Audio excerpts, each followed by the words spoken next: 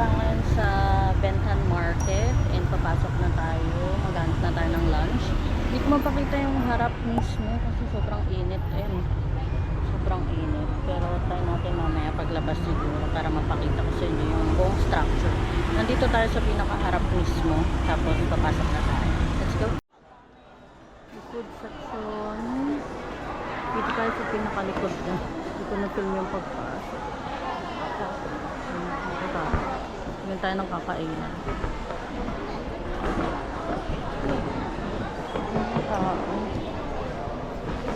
With rice. You have rice? Rice.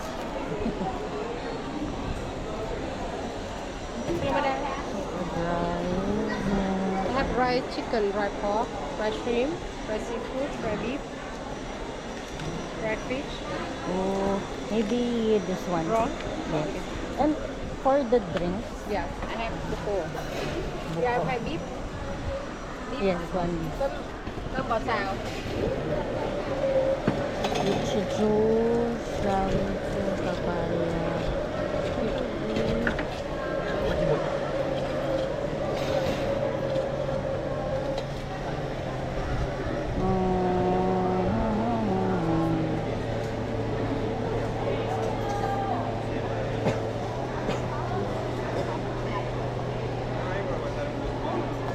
One mango smoothie. It's with milk. Yeah, with milk. Okay. Thank This you. one. Chào năm xoài á. Thank you.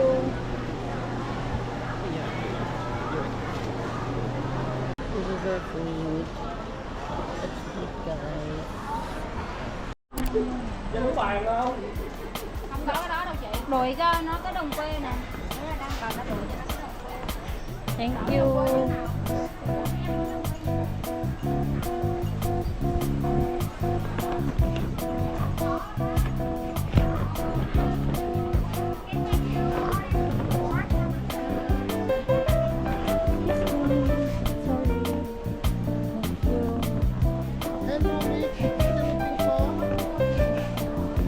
What are you looking for? Ate, mukha lang ate.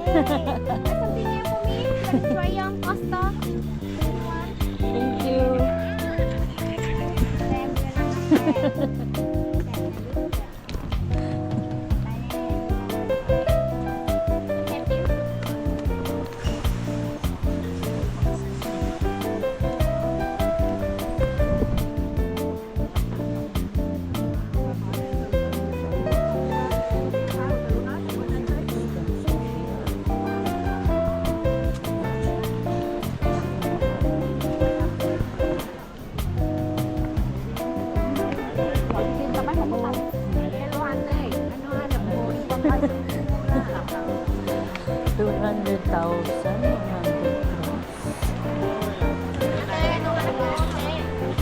Piling kape ate.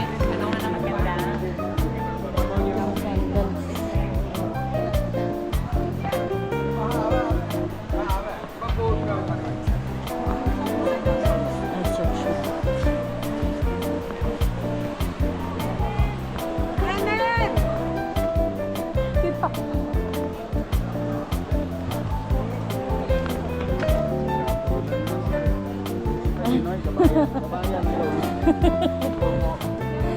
Mukhang nabudol na kayong marami ah.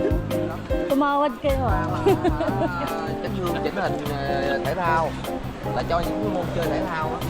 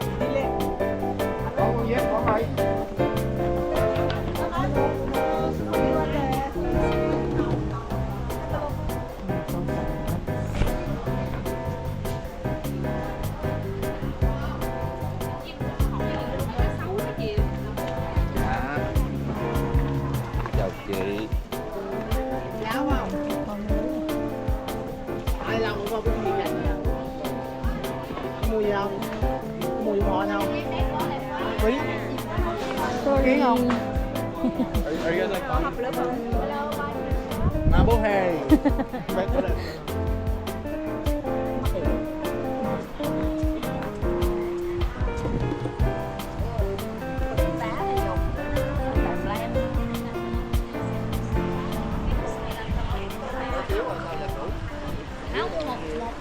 Okay, ayan yung Bentan Market. Ito yung harap.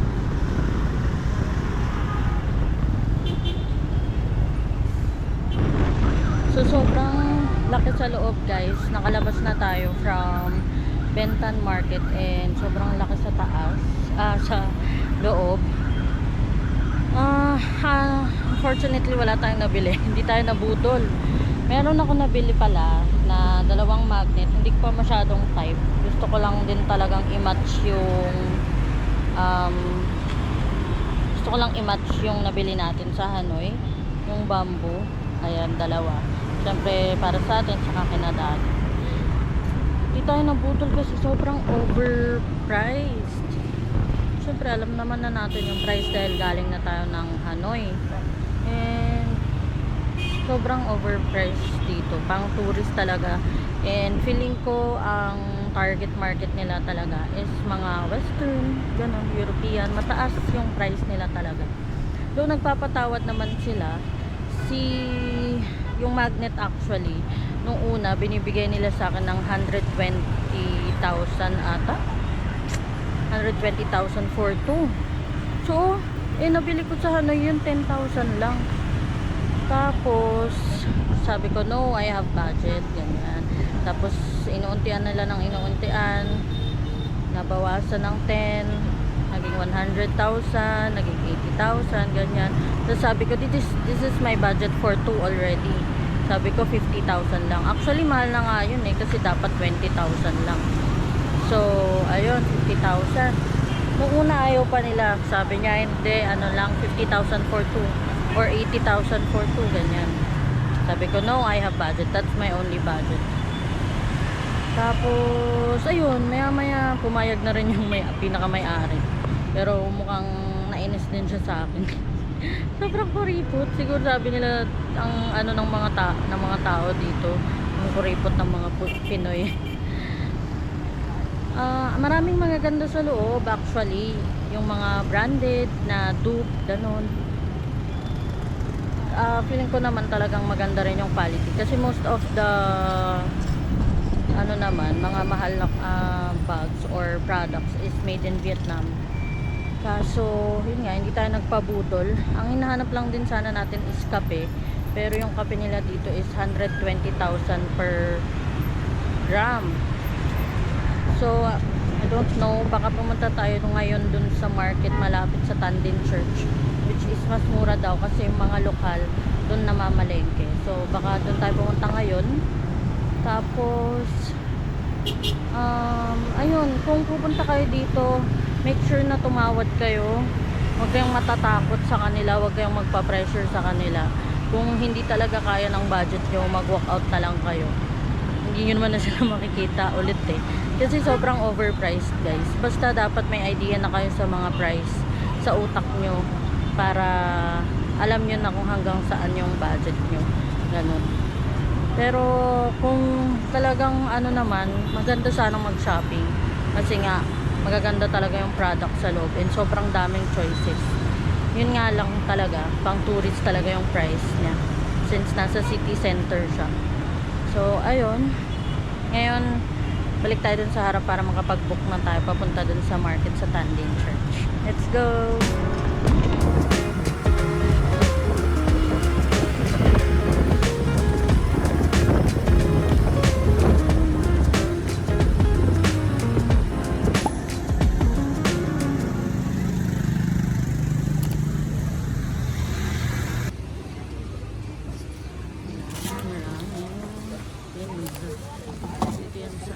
Tandin Market.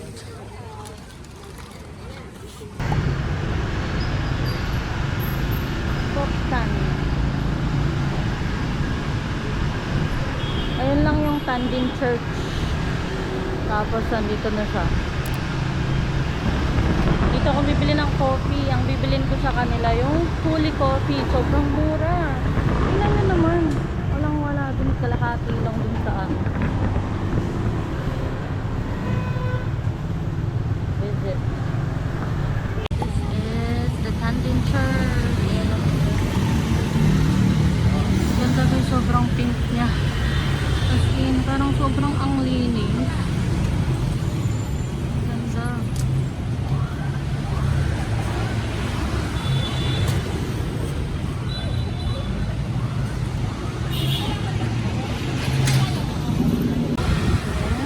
Ayan, yan sobrang ganda. Parang cake.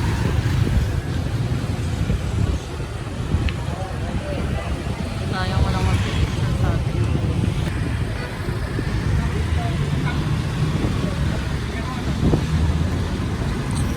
Sa Vincom Center, yung mall.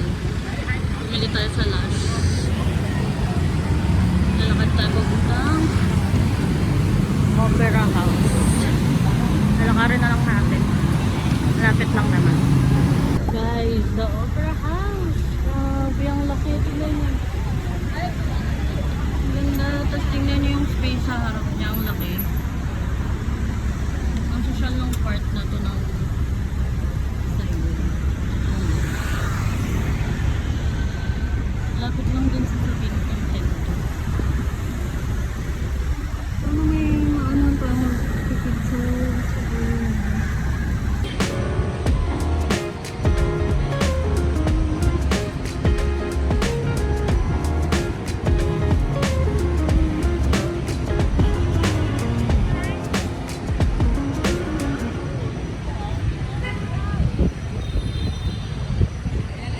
Okay guys, so nandito na tayo sa Opera House. Ayan, kita nyo ba? Ayan.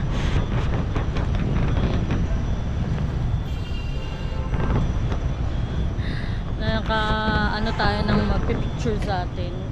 Mother siya. Tapos sabi niya, yung anak niya is nag-work dito. Hindi ko lang sure kung from what country siya, pero mukhang Asian din.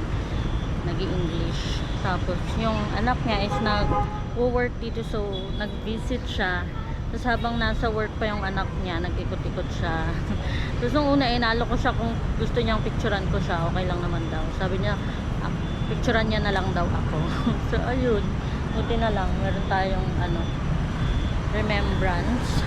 Tapos guys, ayun, from Tandin Market, kung medyo naguguluhan kayo sa sequence natin, from Tandin Market, pumunta na ako dun sa bilihan ng coffee. Tapos na Tandin Church tayo. Ayun yung mga shopping. Tapos pumunta tayo sa Vincom Center. Hindi ko na masyadong na-videohan. Medyo branded kasi yung mga nandun eh. And nahihiya ako kasi parang mga rich people yung mga nandun. Pumunta tayo sa Lush. Kasi matagal ko na siyang nakikita na sobrang bango daw, ganyan. So ayun, punta ako sa Lush and nabudol tayo. Hindi tayo nabudol sa Bentham Market na mahal, nabuduloan tayo sa Lush. Pero feeling ko, nung una parang nabigla ako na, bakit ba ako bumili? Pero nung naamoy ko na siya habang naglalakad ako, kasi sobrang lakas hanggang ngayon. Amoy ko pa rin sa sarili ko yung mga pinagbibigay niya pinagsasample niya sa aking pabango. Ang binili ko, mamaya ko na lang papakita pagdating ko ulit sa Airbnb. And ngayon, hindi ko alam kung uwi na ba ako, magpupunta tayong walking street kasi parang uulan ng malakas. Balikan ko kayo kung ano yung magiging decision ko guys.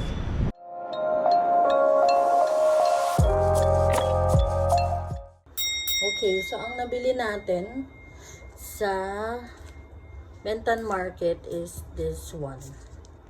Yan, magnet siya. Actually, hindi ko pa siya masyadong type. Pero kasi parang ganito rin yung nabili natin sa Hanoi na bamboo. Tapos may painting. Ayan. Nabili ko siya ng 50,000 for 2. Ayan.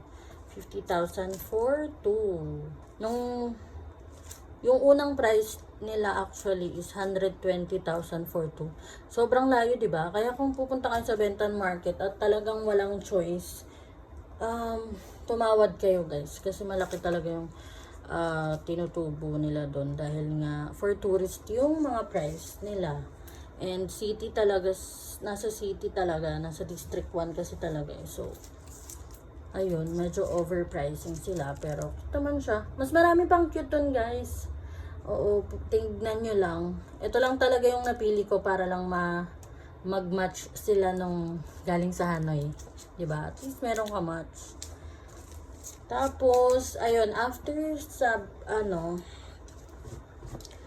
sa Benton Market, dahil nga sablay ang ating shopping, pumunta ako ng Tandin Market. So, doon nakabili tayo ng sandals. Tcharing! I'm not sure. Parang alam ko, meron din talagang Triwin na brand. Di ko lang alam Pero nakalagay kasi dito Vietnam, made in parang Vietnam Vietnam brand siya. I'm not sure lang. Pero made in Vietnam. Pero sobrang kapal niya, guys. Ayan. Sana lang matibay, no? Pero sabi kasi nila pag made in Vietnam, matibay naman talaga. And ayan siya. Parang may nakikita na rin ako nagsusuot ng ganito eh. Ayan. Ayan siya, guys. Nabili ko pala to ng 200,000. Ang una nilang offer is 250,000. Pero, natawaran ko ng 200,000. Alam nyo ba, nagtanong ako nito sa Benton Market. Kasi nga, balak ko nga bumili ng sandals. After that, actually, parang sabi ko, sige na nga, hindi na ako bibili ng sandals. Sa Manila na lang. Magtitiis na lang tayong naka-rubber shoes dito lagi. Kasi one day na lang naman, di ba? Tapos, nagtanong ako doon sa Benton Market pala. Ang price nila lagi is mga 1 million, ganun, or 800,000. Tapos, nagagalit sila kapag sinasabi kong 200,000. Parang pinapalis pa nga ako eh. Tapos, sabi pa nung isa, if you go, it's okay, sabi niya. Di okay. 200,000, ayaw nila. Hanggang, yung binibigay nilang 500,000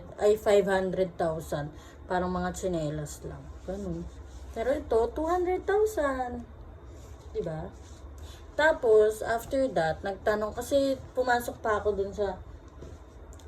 ako sa Tandin Market. Kaso wala akong nakita na coffee beans. Tapos, etong bilihan ng tsinelas is sa labas siya. Kasi, titignan ko sana sa gilid kung may mga kape. Tapos, ito yung nakita ko yung slippers. Tapos, tinanong ko na yung tindero doon kung saan kaya may coffee bean. Tinuro niya nga sa akin yung napuntahan natin. Yung lahat ng, yung address ng coffee, lalagay ko na lang sa description below. So, ayun, pumunta tayo dun sa store ng coffee shop. Meron din silang fin filter. 40,000 yung benta niya. Kaso, kapareho lang din siya nung nabili natin sa Hanoi. Bibili rin kasi ako ng fin filter ulit. Kaso, ang gusto ko na yung may lock. Yung talagang nahihigpitan yung kape. Kaya, hindi ako bumili. Ang binili ko lang sa kanya is coffee. Ito.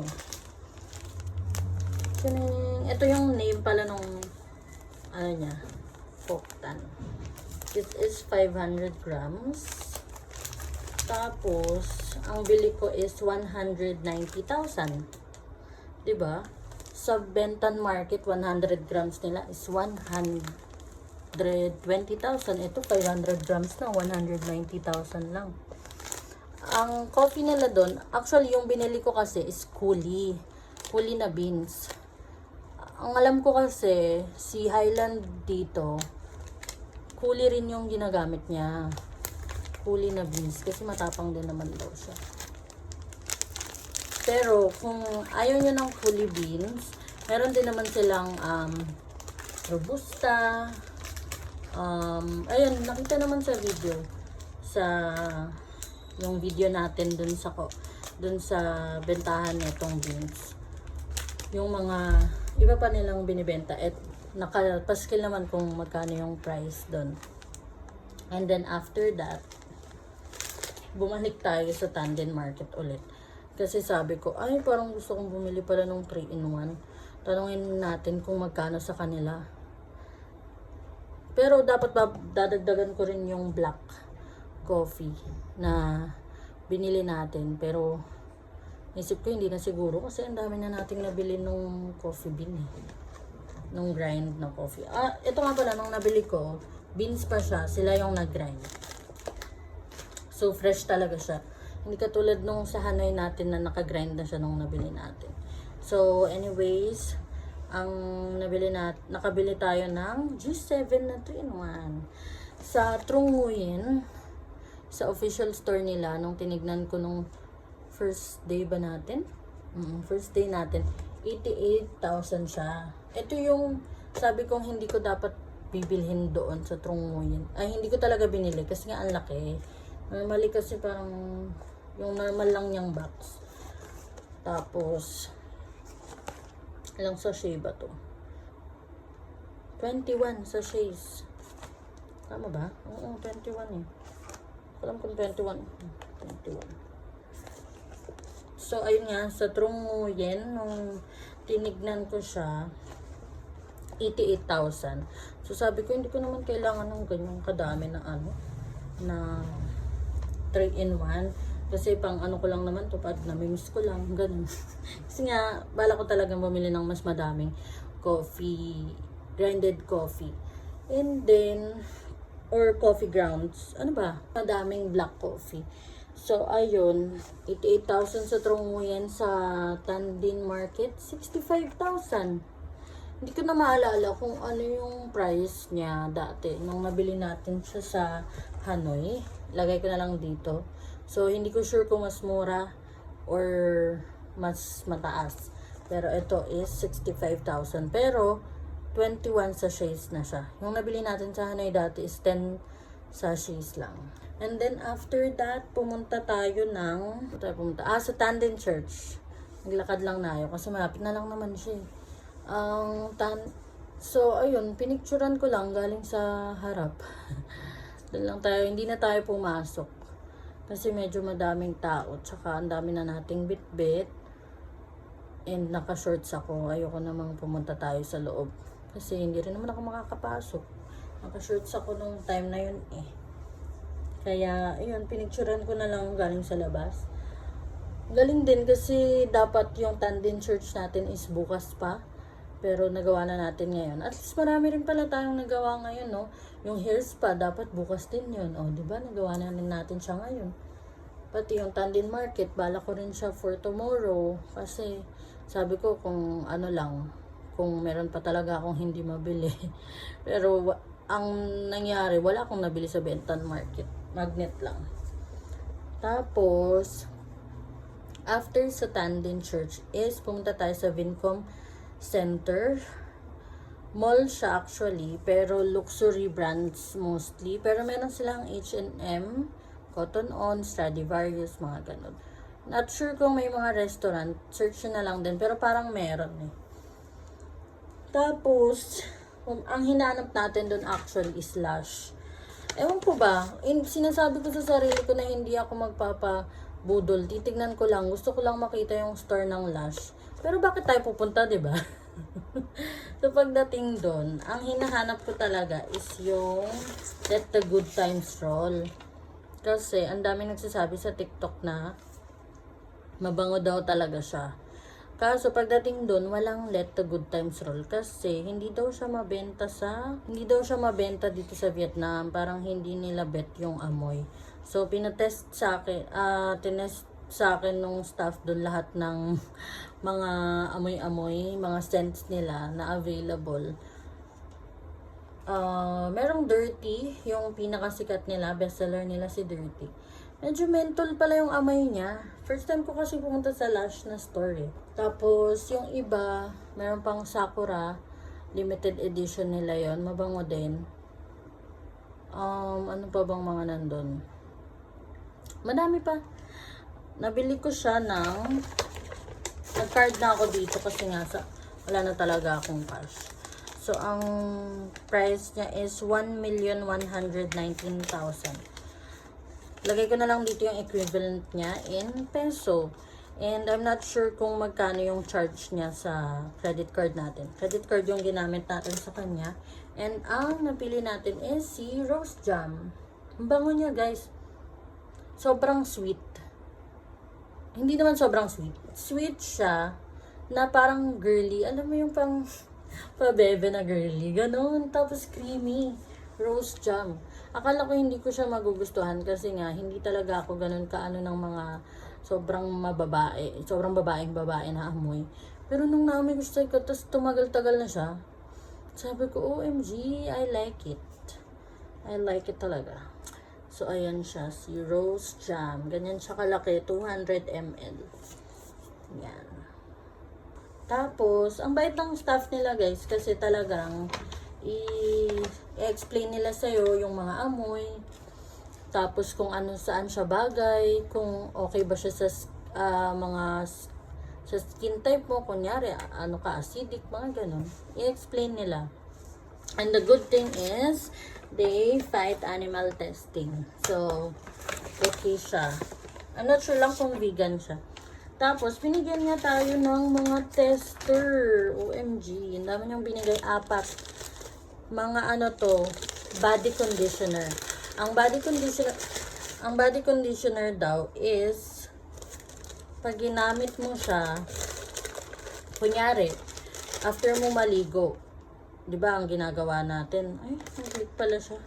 Ang ginagawa natin is, naglo-lotion tayo. Bango. Naglo-lotion tayo. Pero, minsan daw kasi, sale stock na. Minsan, parang ayaw na nating mag-lotion sa sobrang init.